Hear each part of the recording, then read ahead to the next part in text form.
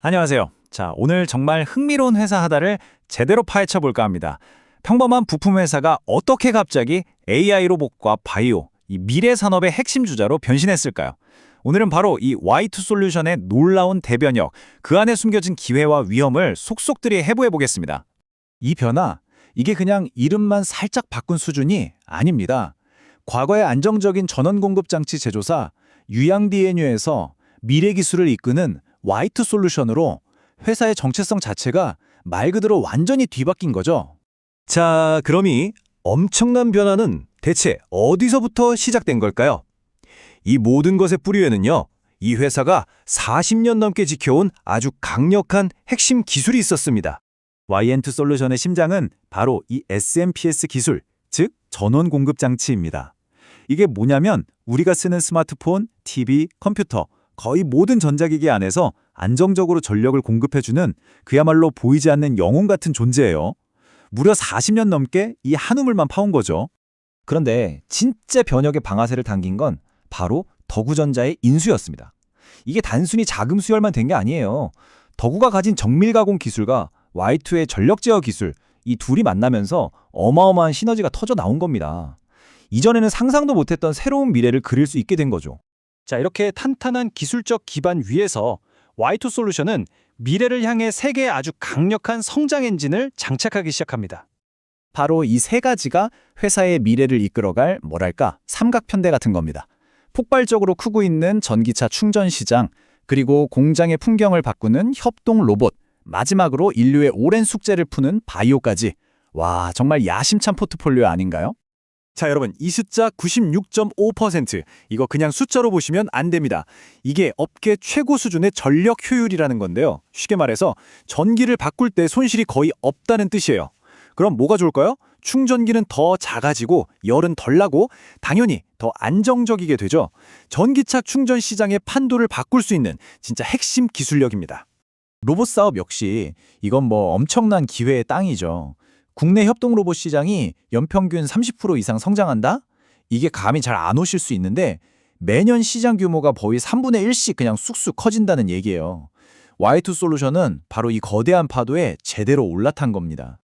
그리고 마지막 날개는 바이오입니다. 275억 달러, 우리 돈으로 환산하면 30조 원이 훌쩍 넘는 이 거대한 시장. 이게 바로 노인성 황반변성 치료제 시장인데요.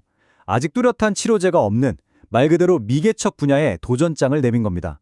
만약 성공한다면 그 가치는 정말 상상을 초월하겠죠. 자, 이렇게 멋진 청사진을 쫙 들어보니까 어떠세요? 가슴이 좀 뛰지 않나요? 그럼 이제부터 투자자들이 Y2 솔루션에 열광하는 구체적인 이유, 즉 강세론의 핵심 논리가 뭔지 한번 살펴보겠습니다. 이 회사의 가장 큰 강점은요, 경쟁자들이 쉽게 넘볼 수 없는 경제적 해자, 그러니까 넘사벽을 구축했다는 점이에요. 세계적으로 인정받는 인증기술, 중국에 휘둘리지 않는 안정적인 공급망, 그리고 삼성, LG 같은 대기업들과 수없이 진행한 프로젝트 경험에다가 생산 능력까지 10배나 늘렸어요. 이건 정말 막강한 무기죠? 그리고 투자자들이라면 당연히 눈여겨볼 단기적인 주가 촉매제들, 바로 이런 것들입니다. 2026년 1분기부터 터져나올 바이오 매출, 상반기에는 북미 전기차 충전기 대규모 수주 소식, 그리고 하반기에는 신약 임상 결과 발표까지 이 하나하나가 주가의 방향을 결정할 아주 중요한 변곡점이 될 겁니다. 그런데 말이죠, 모든 투자 이야기에는 동전의 뒷면이 있는 법이죠. 이렇게 장밋빛 전망만 보고 뛰어들기에는 우리가 아주 냉정하게 따져봐야 할 위험 신호들이 분명히 있습니다. 지금부터는 우리가 반드시 확인해야 할 리스크, 즉 약세론의 근거들을 하나씩 아주 꼼꼼하게 짚어보겠습니다. 자, 재무제표를 딱 보면 고개를 갸웃하게 되는 부분이 있어요.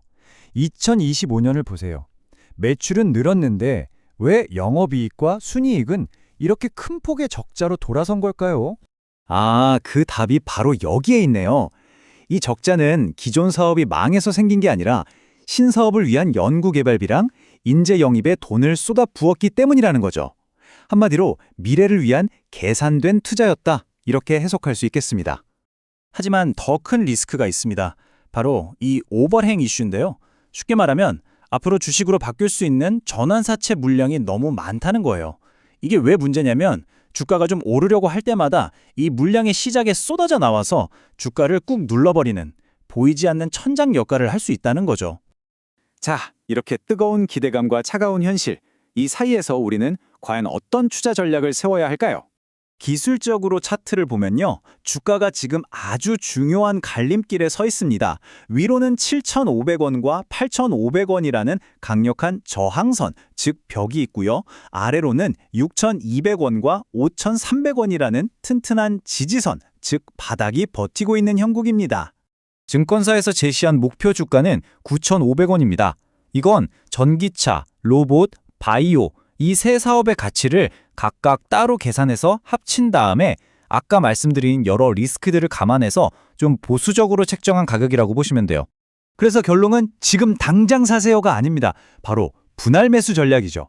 이게 아주 중요한데요. 주가가 오르내리는 변동성을 이용해서 한 번에 다 사는 게 아니라 여러 번에 나눠서 사는 겁니다. 그러면 평균 매입 가격을 낮추면서 리스크도 관리할 수 있는 아주 현명한 접근법이죠. 결국 Y2 솔루션에 대한 투자는 이 두 가지 그림 사이의 싸움입니다. 한쪽에는 로켓처럼 솟아오를 거라는 원대한 꿈이 있고 다른 한쪽에는 닭처럼 발목을 잡을 수 있는 냉혹한 현실이 있죠. 투자자는 이 균형을 스스로 잘 판단해야 합니다.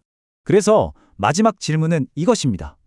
로봇과 바이오라는 이 강력한 두 날개를 단 화이트 솔루션은 과연 2020년에 턴어라운드 스타가 될 수 있을까요? 이 거대한 변혁의 끝에서 과연 웃게 될지 아니면 울게 될지는 앞으로의 행보에 달려 있습니다.